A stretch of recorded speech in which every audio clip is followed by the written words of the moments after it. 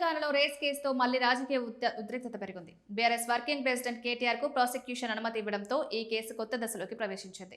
ఇప్పటి వరకు ఈ వ్యవహారం రాజకీయ ప్రతీకారం మాత్రమేనని బీజేపీ ఇతర పార్టీలు వ్యాఖ్యానిస్తుండగా గవర్నర్ జిష్ణుదేవ్ శర్మ అనుమతి ఇచ్చిన తర్వాత బీఆర్ఎస్ వైఖరిలో మార్పు కనిపిస్తోంది. గవర్నర్ అనుమతితో కేటీఆర్ ని ఎప్పుడైనా అరెస్ట్ చేసే అవకాశాలున్నాయని రాజకీయ వర్గాల్లో ప్రచారం జరుగుతున్నా ముఖ్యమంత్రి రేవంత్ రెడ్డి మాత్రం ఈ విషయంలో పూర్తిగా ప్రశాంత ధోరణి అవలంబిస్తున్నారు.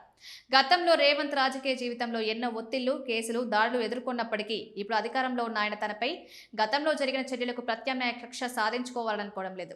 భూతకాలంలో ఫామ్ హౌస్ ఘటన నుంచి అవినీతి ఆరోపణల వరకు రేవంత్ పై బీఆర్ఎస్ ప్రభుత్వం పలు కేసులు పెట్టింది. ఆ సమయంలో రేవంత్ కు జరిగిన వ్యవహారం తీవ్ర విమర్శలకు గురైంది. అయితే ఇప్పుడు కేటీఆర్ పై చర్యలకు అవకాశం వచ్చినా ముఖ్యమంత్రి ప్రజాస్వామ్య పద్ధతిలో వ్యవహరిస్తూ రాజకీయ పరిపక్వతను ప్రదర్శిస్తున్నారని విశ్లేషకులు అభిప్రాయపడుతున్నారు.